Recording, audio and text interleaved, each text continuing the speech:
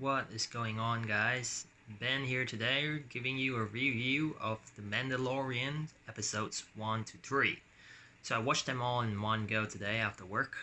I have to say, I'm pretty impressed. The Mandalorian. Oh, so Pedro Pascal plays the Mandalorian in this new series that debuted it in last week in the US and just this week in Australia. So I have to say it's a pretty good TV show.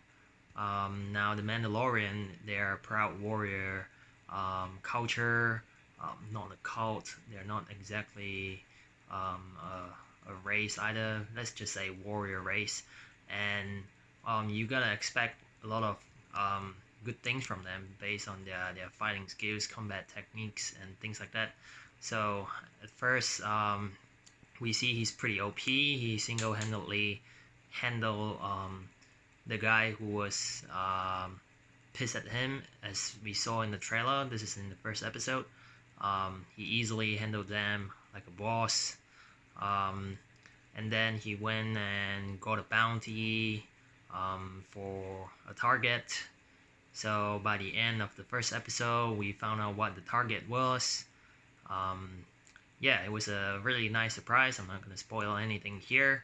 And then in the second episode, we see the Mandalorian with the target. So, and then, yeah, a lot of things happen. We get to episode 3.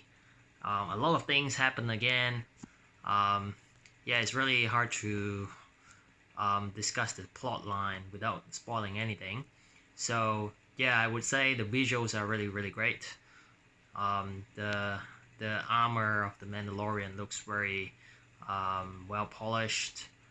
Maybe not at first, but as we saw previously in the trailer, his armor does get progressively better, upgraded. Very shiny looking armor later. Seems like the showmakers put a lot of effort into making the Mandalorian armor and each of the world in this Star Wars universe look very believable. They're all really great. I felt like I kept thinking, where in the world, in this Earth that we live in, where did they shoot these scenes in? Where did they pick? They look so real. Well, except there are some parts where they use CGI and it was obvious. Other than that, I felt the world was pretty good. I felt like I was watching a movie.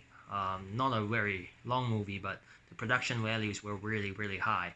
The acting of the actors and actresses were pretty good overall. There are just not a lot of characters around, so you see only a few characters talking, but I thought the lines were pretty good, really well delivered.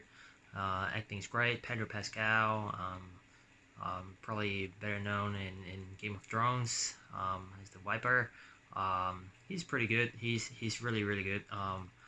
Although we don't get to see him take his helmet off and show his face, but I think he's doing a solid job even without his helmet off. I think that gives him a great mystery behind him with just his voice.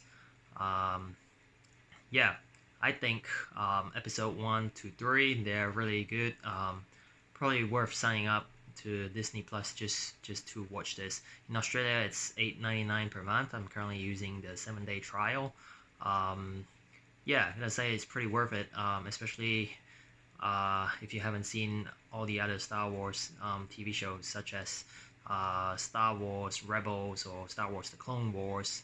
Yeah, they're pretty good. So yeah, here's my review of the Mandalorian episodes 1 to 3. I think it's worth checking it out. For me, I would personally give it a badass 9 out of 10. Probably 9.5, 9. I may be a bit biased. I'm a Star Wars fan, but I thought there was not a lot of fault in this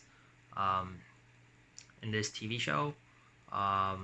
They're not long episodes. They're probably like, I think the pilot episode was probably 40 minutes, whereas the rest were around half an hour, based on memory. But yeah, I think it's worth the watch. Even if you're just paying $9 per month to watch it, I think it's pretty worth it. So yeah, with that, I like to end this video. Let me know what your thoughts are regarding the Mandalorian, and leave a comment, and I'll get back to you. Comment, like, and subscribe if you haven't already, and yeah, give me a thumbs up, and that I really appreciate it. And I'll see you next time. Cheers and bye.